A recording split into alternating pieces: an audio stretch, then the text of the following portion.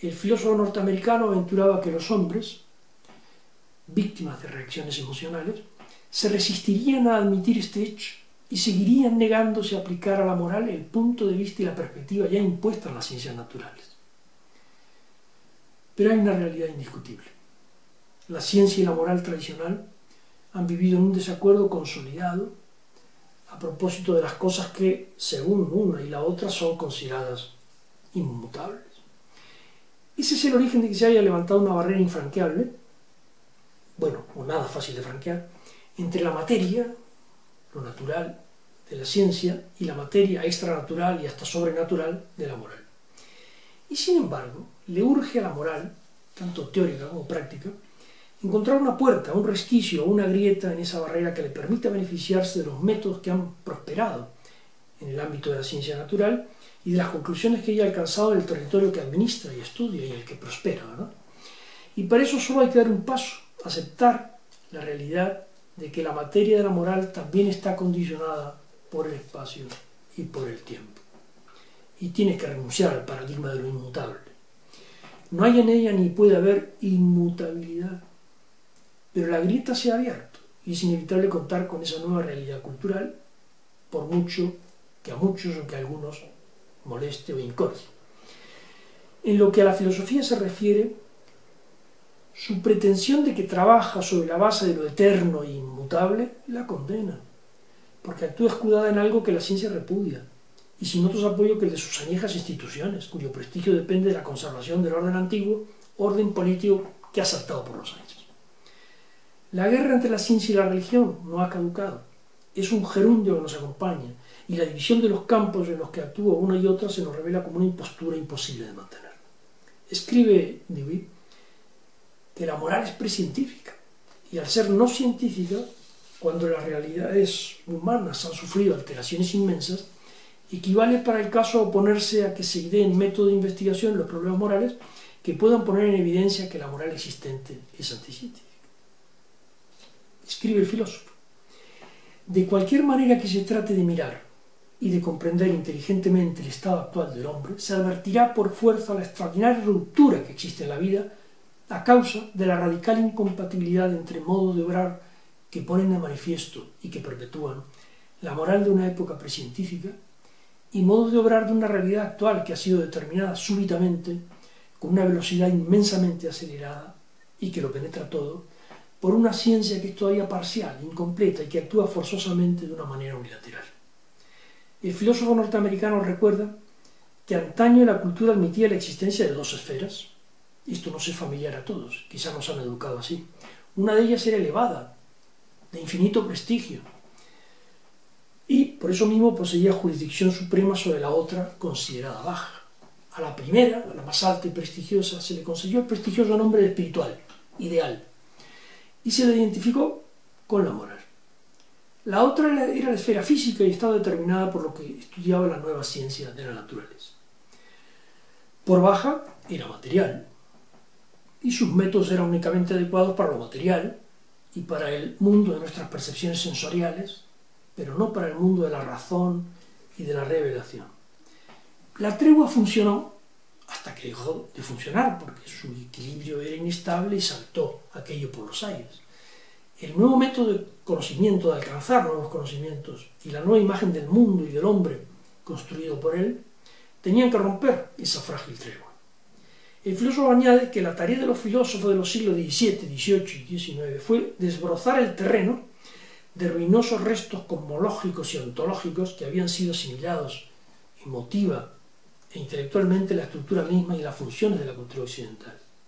El proceso este tiene nombre: secularización. Y es una lucha confusa, que refleja la mezcla de un algo viejo que se resiste a desaparecer y un algo nuevo que aún está sin formar, en estado incipiente, siendo incompatibles los elementos de lo viejo y lo nuevo. En lo viejo, el patrón empleado para tasar el valor de las sugestiones que brotan dentro de la mente no es la concordancia con hechos reales, es decir, hechos que se producen fuera de la mente, sino la afinidad emotiva, la compensación que el hombre encuentra en sus sugestiones. Ahí anidan las antiguas tradiciones y las viejas creencias, intentos fallidos de proporcionar una explicación del mundo, pero satisfactorias emocionalmente, eso hay que reconocerlo. Los relatos primitivos atraviesan varias fases hasta que se consolidan y fungen como narrativa oficial que rinde servicios inestimables a la causa de la política, sea en Judea, en Grecia, en Roma o en el mitológico relato cristiano de la Edad Media.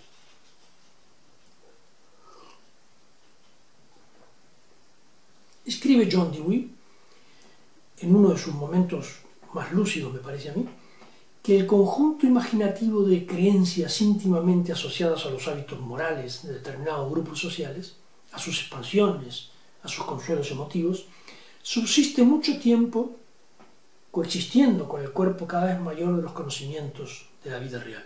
Se entrelazan en la medida de lo posible, aunque hay materias en las que ese enlace es imposible, debido a sus contradicciones, pero en esos casos ambas cosas se mantienen separadas, ocupando compartimentos distintos, siendo esa superposición la causa de que no se perciba su incompatibilidad, lo cual hace innecesaria la mutua reconciliación.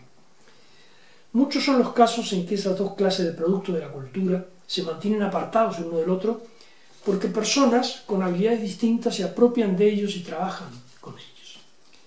Escribe el filósofo que una vez que las creencias religiosas y políticas han adquirido un estado social definido y un valor y una función política, se hacen cargo de ellas las clases más elevadas, asociadas al ejercicio del poder y a su legitimación. Entre tanto, los obreros y artesanos, que trabajan con la prosaica material real del conocimiento, material poco prestigioso, ocupan una capa social mucho más baja, y esa clase de conocimiento suyo es objeto de menosprecio social, con que se habitúa a mirar al trabajador manual atareado en actividades útiles para el cuerpo. Y el filósofo encuentra en esa división social del trabajo la causa de que en la Grecia antigua el método experimental quedase confinado a unos pocos y no se transfiriese al resto de la sociedad. Posteriormente hubo un momento en el que el incremento de conocimiento sobre los hechos reales chocó con las creencias tradicionales y el filósofo cree encontrar una relación entre ese fenómeno y los sofistas. Ellos tuvieron mala reputación porque eran una manifestación de la lucha entre los dos tipos de cultura y ese conflicto tenía un efecto perturbador sobre el sistema de las creencias religiosas y el código moral de conducta ligado a esas creencias. Y Sócrates habría sido condenado por ponerse de parte del método realista, lo cual se interpretó como un peligro para los dioses y también para la juventud a la que corrompería con su propuesta. El filósofo norteamericano prosigue sus reflexiones y observa que todas las filosofías clásicas han establecido una distinción terminante entre dos reinos. Uno es el mundo religioso y sobrenatural de la tradición popular, que se convirtió progresivamente en el mundo de la realidad más elevada y última y prestigiosa. Y la filosofía se arrogó la función de demostrar la existencia de una realidad trascendente. Ese es uno de los dos reinos. El otro es el mundo prosaico, sin prestigio alguno, el mundo empírico de la experiencia cotidiana.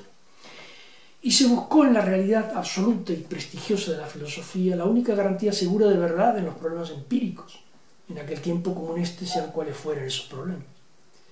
Pues bien, añade el filósofo, que hasta hace poco tiempo no ha surgido otro concepto distinto de lo que debe ser la tarea propia de la filosofía, tarea a la que él se entrega en los textos que nos leo hoy y que estamos comentando.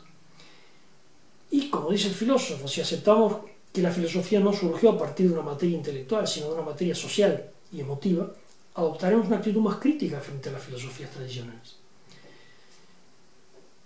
Y aceptaremos que lo que la filosofía tiene que hacer en nuestros días es renunciar a la realidad última como supuesto de sus reflexiones y de sus textos y asumir que su tarea debe ser poner claridad donde hay oscuridad, esto es, en todo lo referente a las pugnas sociales y morales de nuestro tiempo.